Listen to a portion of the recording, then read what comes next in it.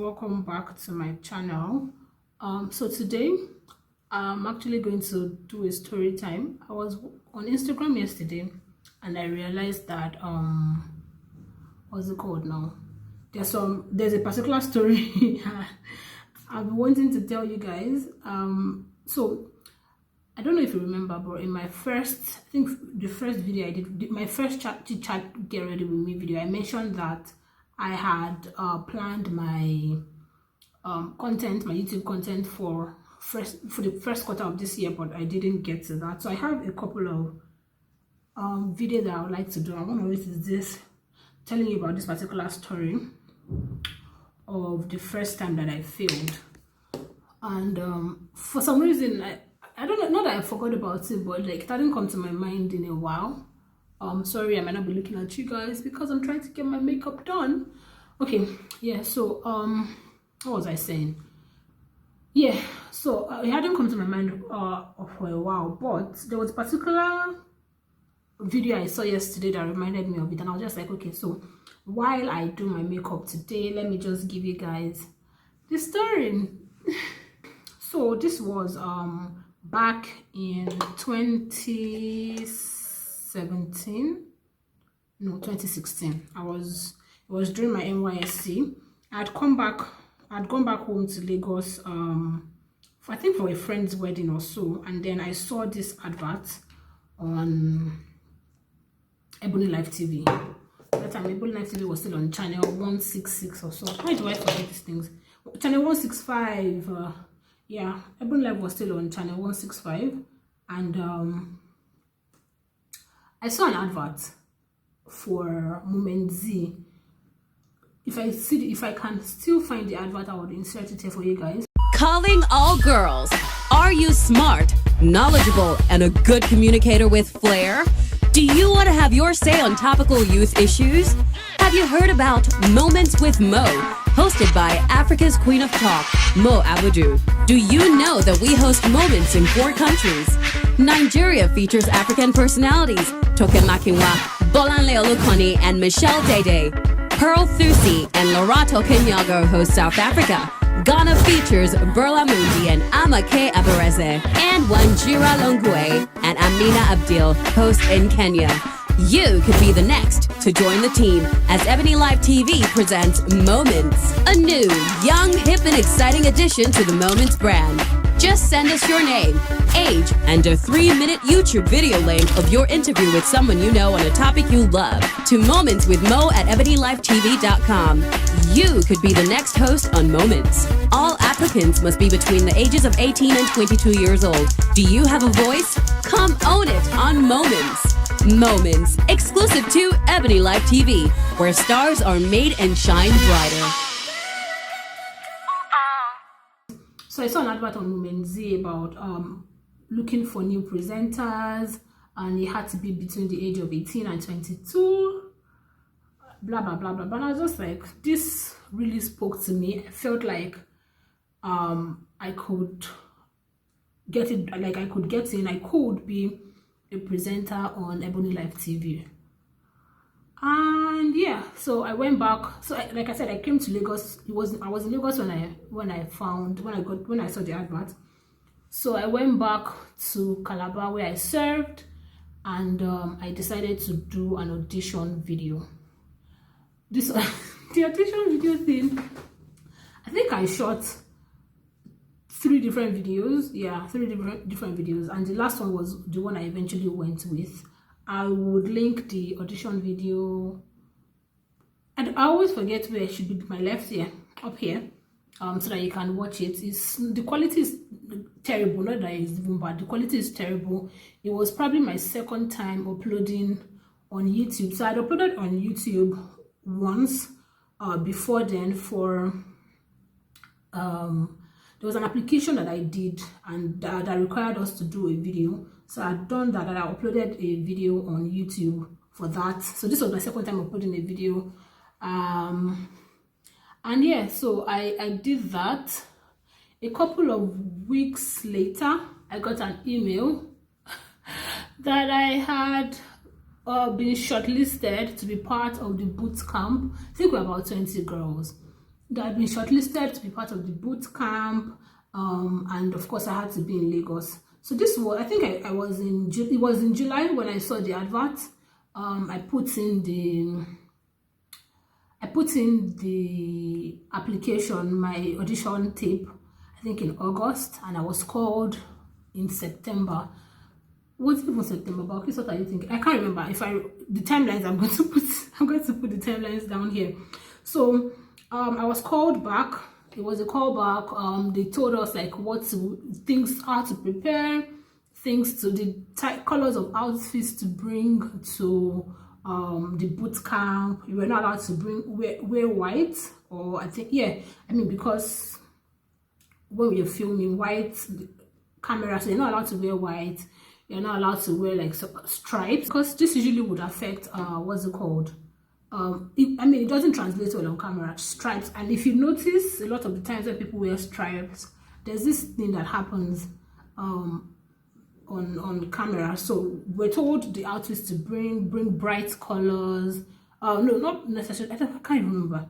If I find the email, I'll share it with you guys.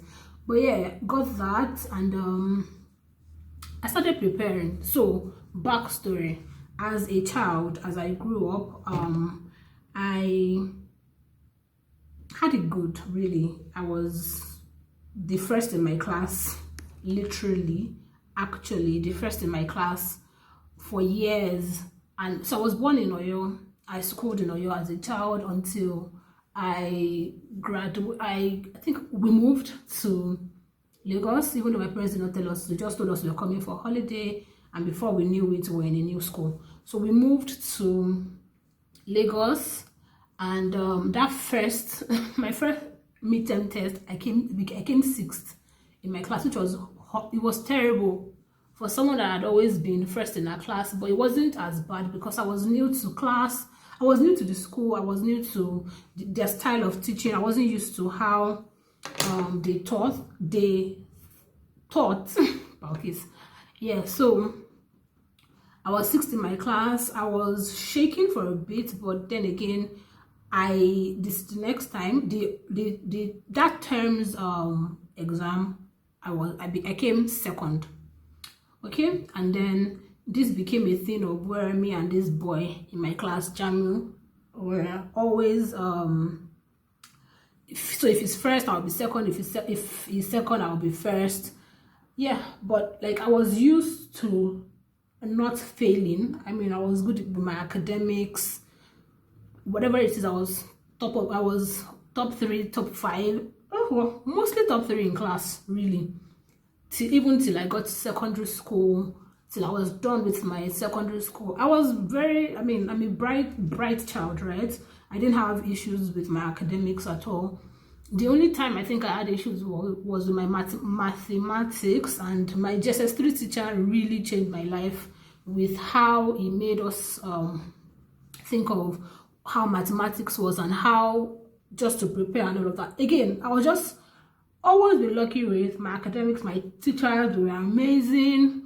I really never had issues with books. And you know, as a child, like the main focus of your life was how well you were doing with your academics, at least in Nigeria. I'm sure that if I was in like another country like the US and I was into sports and all of that, actually I used to run and I was good, you know. So I never had I was always excelling. That's the point of all of these things that I'm saying. And so yeah, got to uni, I did well, finished with 2-1. Like I never had issues with I really never had issues. Again, always excelling, right? And so it never occurred, like I'd never felt like I failed. Never. Even when I fail a class, usually when I fail a subject in secondary school, I will still be top, or I will still be part of like the top 10% of the class. Do you get? So it wasn't ever a bad thing. Like, so up until that point, I'd never failed, right? So, and then here I was, saw an advert on TV. I thought, oh well, I could do it. Like I believed in myself, and I still believe in myself. Like, oh, I could do it. Yeah. and then I applied and I got into the boot camp. So I was really excited. I mean, as at that point, I wasn't sure what I wanted to do with my life. I knew I wanted to go into events and event management, and then this came up and I kind of forgot about the event management and I just faced it head on. I wasn't really sure how to prepare. Like I said. I googled a couple of things and just like things I need to do, how to become a very good presenter. I think one of it was I should practice by standing in front of the mirror and yeah, just practice and just speak to yourself, you know, just continually just talk, and for no matter what happens, just keep talking, right? Just get used to speaking to yourself, or speaking and speaking to yourself. But that was also when I learned about speaking to the camera, and I mean, who knew I was going to have a YouTube channel that I would eventually get to speak into the camera. Yeah, so just a way of look into the camera and speak. And some people would say you should assume the camera is someone I normally would speak to, maybe your mother or your friends, just so that you're able to look directly into the camera and you can speak, because the camera is just a lens, right? And you can speak to it. So yeah, I practiced a little bit. Like I said, it was very close to the time that I was supposed to be at the boot camp, right? So I didn't have enough time to practice. Like, I'd never done any presenting anything, and it was actually even not supposed to be for professionals, which was why I thought, oh well, I could do it. And yeah, so I went on to get ready. I had to leave NYSC early. I wasn't around for my personal parade because the boot camp had already was around that time. Okay, so it was my friend that got my certificate for me, and I eventually collected it from them when they got back to Lagos. So yeah, I went to the boot camp. The first day, it was so, I mean, I believed in myself so much, and I also have parents that believe in me, and so that helps. Like, even when I usually would never, up until that point, I never doubted myself. If I wanted to do something, I'll just go ahead and do it. Like, I just decide I want to do something and I do it. I never doubted myself that I couldn't do it. Like, what do you mean I can't? Like, and then because nobody had ever told me that I couldn't do anything, again, up until that point. So yeah, if I wanted to do something, and my parents again believed in me a lot, which was amazing. That's like one of the blessings of my life, a major blessing in my life. Like, my parents also never doubted me. My siblings would never doubt you. Like, my family was just amazing, really, to be honest. If I just say I want to do something, and that's how it is in my family. If you want to do something, everybody stands by you. You get it done. Yeah. So of course, in fact, my dad was the one that took me to the boot camp. So we had to meet at Ebony Life Studio in Ilupeju, and I remember very vividly. My dad was the one that dropped me off that morning, and yeah, of course, like, that would give a girl courage, right? Like, when nobody ever doubted you, you never doubted yourself. Had it good. I have it good. Okay, so what else? Yeah, so the first day of the boot camp, so it was Bolanle Bolanle and Barlkiss and Dinrile were the presenters, were the ones anchoring the boot camp, really. So our first task was to, okay, so when we got there, we were asked to, I think we did like a 1 minute, it was just a question. So you just get up. So each of us had to get up in front of the camera, and then they will ask you a question like, how do you feel about being here? What do you think the experience would be like? That was fantastic. I don't know if I did great, but I didn't, like, again, I believed in myself and I knew that I could get it done. Like, I could do it. Like, I didn't feel like I was out of place. Do you get? I really didn't feel like I was out of place at all. So yeah, we did that, And a couple of minutes later we were asked to go into, so we then went into like a filming room, a studio, yeah, a studio, I remember. And yeah, a studio. I think we took pictures. Wow, Barlkiss, I've forgotten a lot of these things, but yeah, anyway, so we went in. It was like kind of like a processing thing, like we were processed. We had to, like I said, do that short video which was eventually played or added to the entire process. Yeah, so then we went into that, what's it called, we hadn't seen Bolanle and Jerele up until this point, so we were in a studio. We all sat down, and the producer came and briefed us on what was going to happen, and just welcomed us, really, like just welcomed us to the studio, to the event. And yeah, we waited, and a couple of minutes later Bolanle and Jerele came, and they briefed us on what was going to happen, and what, like, just basically briefed us on what the boot camp was going to be like. It wasn't a lot, it wasn't like a lot of information. See, again, up until this point, I still didn't know what it was going. I don't think anybody actually knew what the boot camp was going to look like. So yeah, we were briefed. We asked Bolanle questions, and I think the question I asked her was like, because she said, oh, so how does she deal with anxiety, like the nerves, when she's about to present? Because she was like, oh, that it's good to have nerves, and then like the nerves will help you, like just harness the nerves.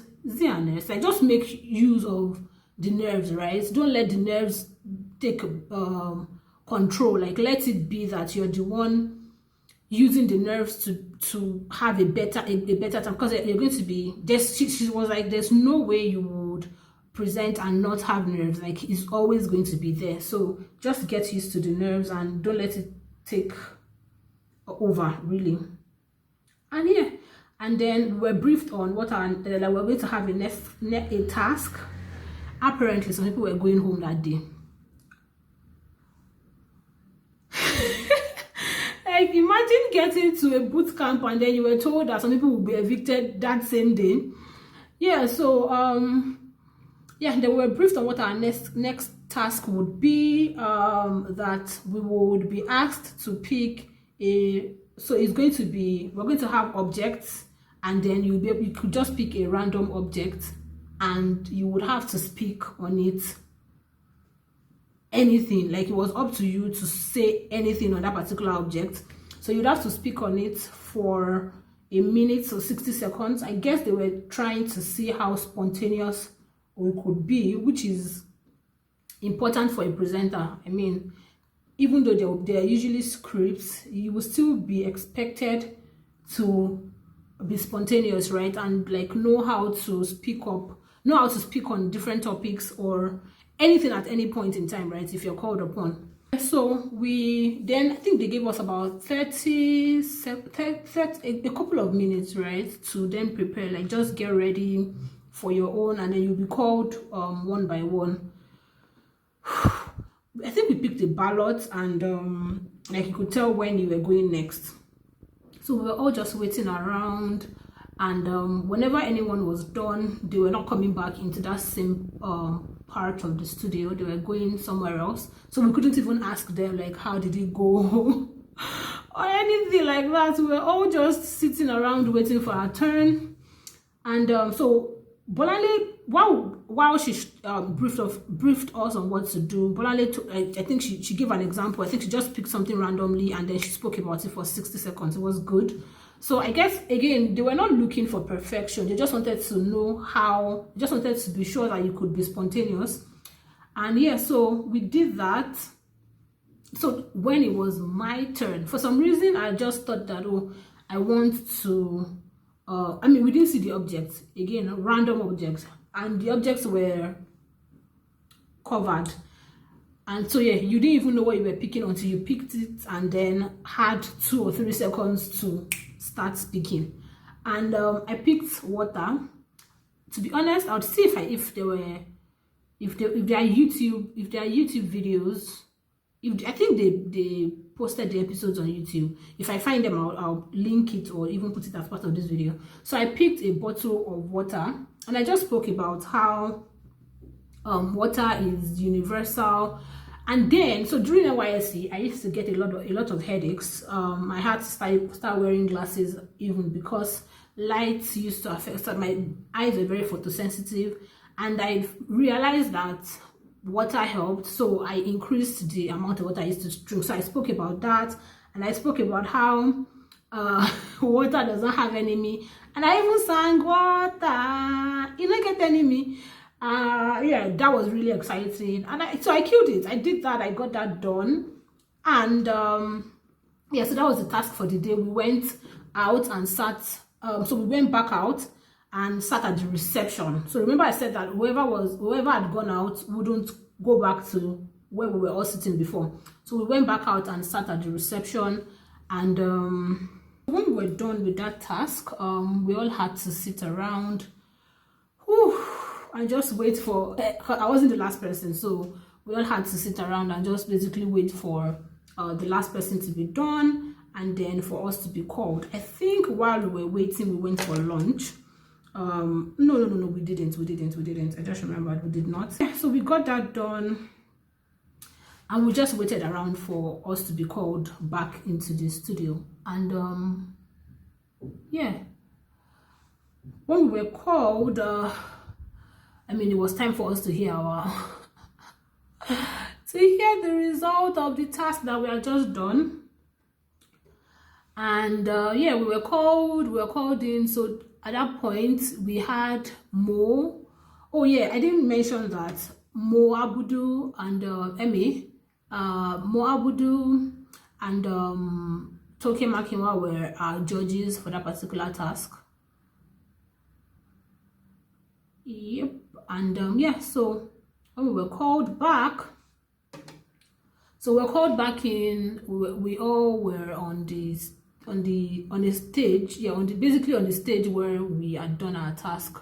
So we're on the stage, and and then they started calling us one by one. So we were asked to, so your name will be called, and then you'll be asked to move to a particular part of the stage, a part of the, what's it called? So I think, yeah, so we're called out to just basically line up, and then we did that, and thankfully, like I said, I killed it. So I passed that particular task, and I think that reduced us to 12. So there were about 20 of us or so, and then that reduced us to 12. So I mean, you can imagine how it was exciting for me, because I'd never done this before. This was me trying out, believing in myself, and just enjoying myself. And yeah, I did that, and we went back to our hotel. It was Sheraton. We lodged at Sheraton to prepare for the next day. And then the next day, we were called out again. We were briefed on what our task was going to be. So we're supposed to shoot a maybe 1 minute video to basically like just introduce ourselves. We're not shooting it by ourselves. It was going to be professionally shot. So we had a couple of, we could use any part of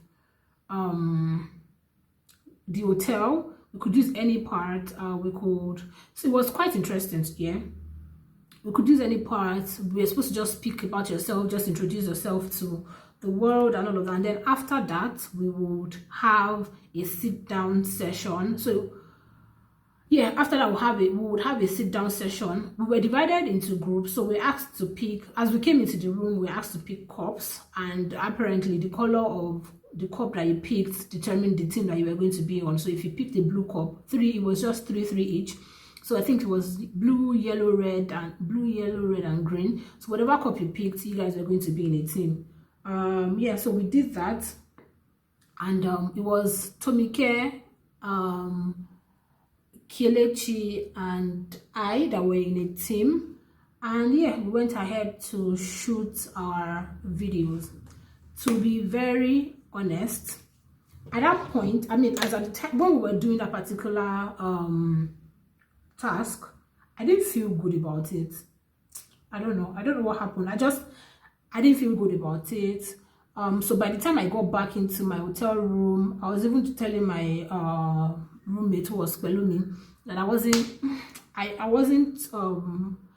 I didn't feel good. It was basically just that I didn't feel good about the video. And after that, of course, we went into the studio to shoot. And it wasn't even to shoot. Yeah, we didn't shoot. We're supposed to have a sit-down video, like live, right in front of Emmy, Jerile, and Toke Makinwa.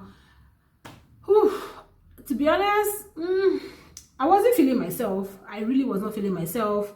I kind of already knew that that was going to be it, so I wasn't surprised when I didn't make it to the next session. What surprised me, it wasn't even, I mean, like I said, I told my colleague that I wasn't, my roommate Balumi, that I didn't really enjoy that particular task. I wasn't optimistic really about it. So of course, when we had the and this was even before, this was the video that we shot, right? That was even before we had the session, the live session in front of the judges, right? So the next day when I woke up, to be honest, I was prepared to leave that day. I felt like I was going to leave. And I remembered the night before praying and just thanking God for bringing me to that particular like giving me that experience, allowing me to experience that what's it called, that boot camp. And like, I was just grateful that at least I was able to do something that I enjoyed, even if I wasn't going ahead to make it to the end. I kind of just already made peace with the fact that I was going home the next day. Right. So when I dressed, like, I left the hotel room thinking that, oh, I'm not coming back here. That was really what it was. I wasn't, just at the back of my mind, I knew that I wasn't going to come back. I wasn't going to make it to the next day. Like, I wasn't going to be part of the 9. Like, so 3 people were supposed to go home that day, and I just knew that I was going to be one of those 3. That was even, I don't know if that was even before the live show. So on the live show, we were supposed to, they were testing your skill of being on live show, and being able to read a teleprompter. So usually when they film, there's a teleprompter in front of you that had like things that you'd read out. I mean, I'd never used a teleprompter before, but I did well. I know that I did well on that. I didn't have an issue with reading and yeah, that I had no issues with. Again, like I said, I already felt like I was going home that day, so I wasn't surprised when I was one of the girls that was called out that I was going home. What surprised me was why. What surprised me was the actual reason was one of the actual reason I was being let go. And it was because I had an H factor. Guys, I would have never thought I had H factor. So one of the previous videos I had done was how I got rid of my H factor, and so I'll link that here. I was shocked. I was like, what? No, if I didn't believe that I had H. I was like, H factor, really? What do you mean I had H factor? So Bolanle, thank you, Bolanle. She called me by the next day. So even though we didn't make it to the next step, we didn't go home that day.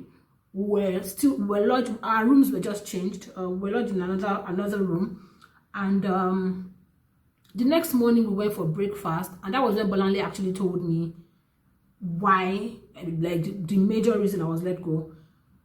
And it was very shocking to me, because prior to that time, I thought I would have never thought, if you had told me I had an H factor, I would have said never, lie.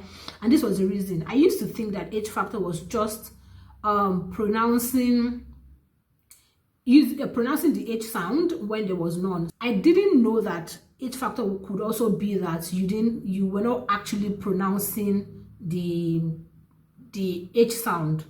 So an example would be me saying my air instead of saying my hair, or saying how are you instead of saying or saying how are you instead of saying how are you. So you get, again, watch this video. So I was shocked. It was very shocking to me, and I felt so bad. Oh gosh, I felt terrible. No. I felt, because I was like, what the hell? Like, of all things that would affect me, H factor, really, fam, it was just, it was very shocking and very sad. Again, so because I'd prepared myself to go home that day, I didn't feel bad when I felt bad, I cried. I felt bad. I actually felt really bad. I cried, but it wasn't a thing I couldn't get over. You know, like, it was a case of, oh, it would have been nice if I made this through. It would have been nice if, like, I could even make it to the next stage. You get, it would have been really nice. I felt terrible, but it wasn't, again, like I said, it wasn't something that I couldn't get over.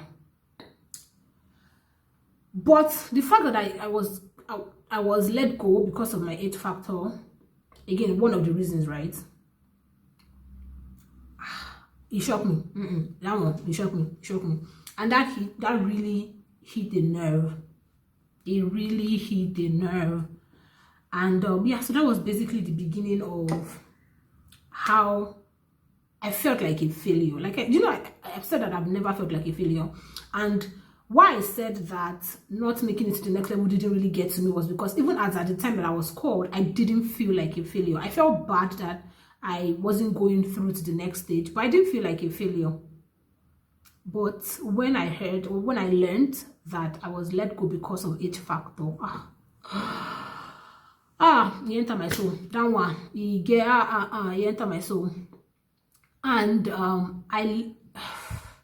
I remember getting back home and just hugging my dad.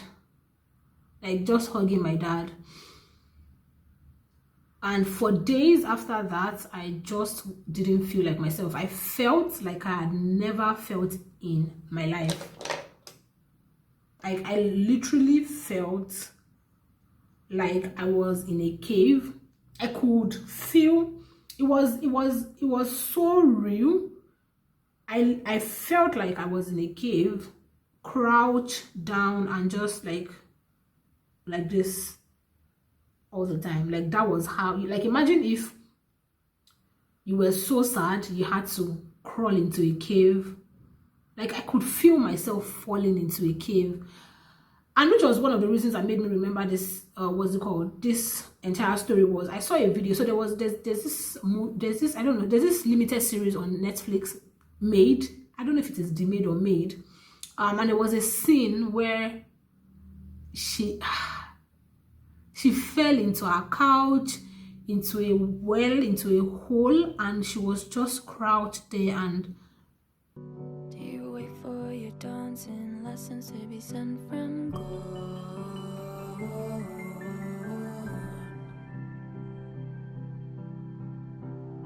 You'd like his light to shine on you.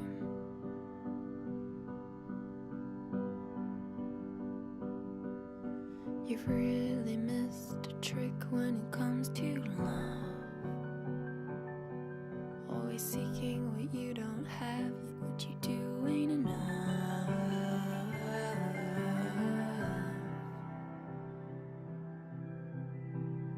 You'd like a light to shine on you.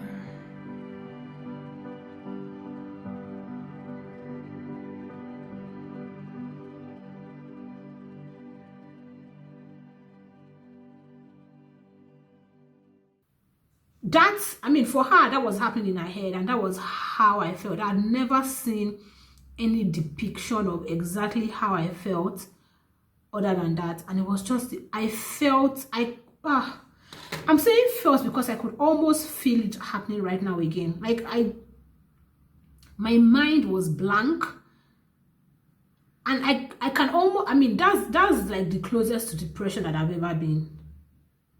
And I remember telling my mom this, and she told me that, yeah, that she had felt that before too.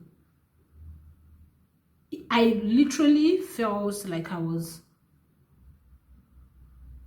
falling in a hole and just staying there, and I was just rocking myself, and my mind was just blank. And I was like that for days. Like, I felt like that for days. It didn't feel good. I felt terrible. It felt terrible. The only thing that brought me out of that was because my mom had once told me this kind of experience. Like, at a point in her life, she was a bit depressed, I guess, and she felt this kind of thing. And I was just like, Barlkiss, you are not going to fall into depression. You are going to get yourself out of this. Like, this is not the end of the world. Yes, you failed for the first time in your life, but you're getting out of this. You're definitely getting out of this. And I remember calling, I don't know if, did I call her? I remember texting Auntie Tola that, yeah, I need to work with her. The nerve! Man, I have nerves, right? I do something, I go back to some of the things that I've done, and I'm like, what gave you the audacity to think you could do that? So Auntie Tola has an event center, Glitz Event Center, which eventually ended up being the first place I would work. So when her event center was opened on the 4th of August, 4th or 5th of, sorry, 4th or 5th of October, again, like I said, when I was going for the boot camp, I basically forgot about event management that I wanted to do. Yeah, so I reached out to Auntie Tola. I had no idea what working at an event center would be like. I had no idea. I literally had no idea what I was doing. I just knew that I needed to get out of the house. I needed to get something done. I needed to be out, to be somewhere. If not, I was going to fall deeper into depression. And I was not having that. Like, that wasn't going to happen. So I went ahead to finish my makeup off camera because I was losing daylight. So if the light changes, bear with me. I'm using regular daylight and like the lights in this room to film. Yeah, so basically I really just wanted to share that experience of how I failed, or felt like a failure, and how I feel like I was depressed for a bit, but I found the strength to pull myself out, because I knew, and it felt like the longer I stayed in that state, the deeper I was going to get into it, and the harder it was going to be for me to get out of it. So this is just to tell you, that experience, and if you are going through anything, know that you can pull yourself out. It might be very hard. Things like this are not easy. I'm just glad that I had the chance, and I had the chance to reach out to Auntie Tola like I did. When I reached out to her, to be honest, I just needed something that would take me out of the house. I needed like something to focus on other than my emotions, that I honestly was not even looking to be paid. I was paid very well. Thank you. But I really just wanted to leave the house and be useful, get something doing. Like I needed something else to occupy my mind other than the fact that I had just failed. And of course, I also then took the decision to work on myself and what's it called now? Work on myself, work on the H factor, and I have done that now.